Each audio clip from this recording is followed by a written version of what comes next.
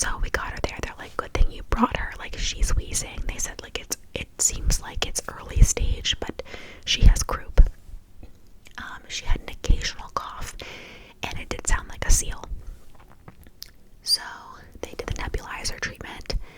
One treatment, she had a steroid. We were there for 5 hours in the room because they have to monitor you to make sure that, you know, the nebulizer's working. And it was horrible because she hated having the thing on her face. She had a major meltdown. I could not get her to keep it on.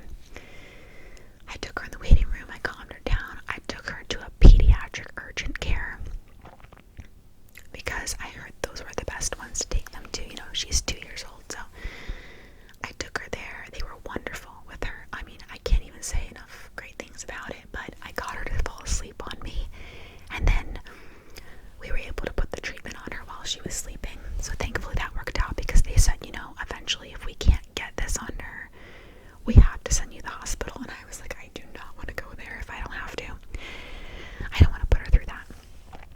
So we did that. And then, now mind you, like, this is what, I don't know. Oh, this is probably day like 3 or 4. She's 6, so I have not slept more than like an hour and a half or 2 hours at a time. I was doing all the solo parenting because he was out of commission. He could not do anything for days. He had a high fever, so I'm exhausted at this point. I'm sick with worry. So we were there for 5 hours. Thankfully, everything was great. She got sent home. I monitored her, of course, and then I went back to work on Thursday because she was a lot better, and usually that's the case with the steroid. I have one friend who, her son gets croup like 2-3 times a year, so he was in the hospital for 4 days for it. So I gave her a call. I was like, please tell me it's gonna be okay, because I was very nervous. But it was wild because, like I said, she really did not have a cough. It was almost like all of a sudden overnight she just developed this like wheezing. They told me that cold air is the best thing for croup.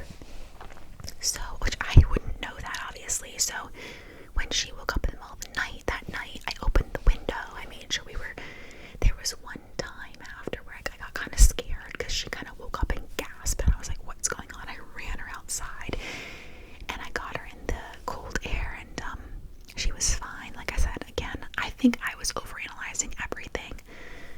Anyway, I went back to work Thursday. Oh my God, guys, sorry. I got repositioned here. I went back to work Thursday, and then I still wasn't comfortable with my mom coming over because, you know, we had COVID here, and she's our like main babysitter. So my brother-in-law came over Friday and watched her. We had a mask on. He was comfortable doing so. He works in the medical field, so he wasn't like that freaked out that, you know, we had COVID in our house. But I mean, it was such a whirlwind. And then our heat has gone off like 4 times since the first time. We had a company come out. They scammed us. Like, I'm talking like they put a new part. They charged us for a new part, and the part is not new. It is another company. Another tech found the part and was like, look at this. This is not a new part. My husband got a full refund. It was a whole mess. The same tech came out 3 times. He didn't know what he was doing. I was like, all right, we're done with this company. I don't know. So, I don't know, guys. Where we're at now is the last tech that came over was the most knowledgeable of them, and he showed my husband a trick to get the heat back on in the meantime while we wait for this part to come in. But it's been a nightmare. Thankfully, it's a lot warmer. Like, it was like 40 degrees today. But when this happened, it was like 9 degrees, like overnight.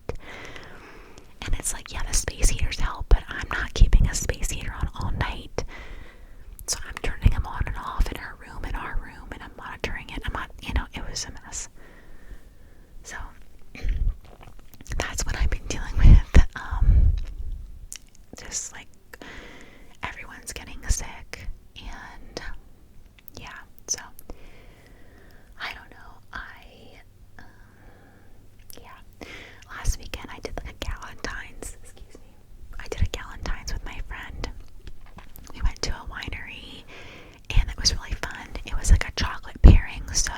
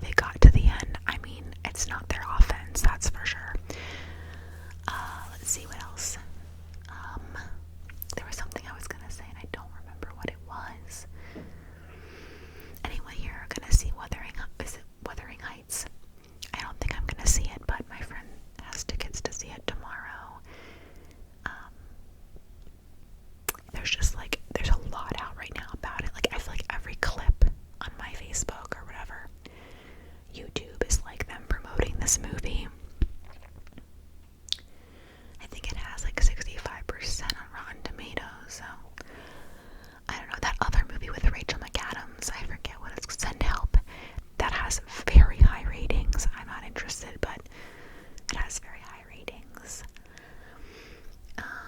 Yes, I'm hosting a Galentine's next weekend, which I'm really excited about. And I'll show you guys the whole setup. Like, I'll do a vlog or whatever. I'll do some kind of voiceover, maybe like a short showing you guys once I have everything set up. Okay, let me think. I feel like there's like so much going on. Oh, unfortunately, we had to put our family dog down a couple weeks ago. That was really sad. He was a sweetheart. He was 14, a black lab. I was able to make it just in time. I was finishing up with work, and I drove right to the animal hospital, and I was there along with my mom, my dad, and my brother. He left work as well,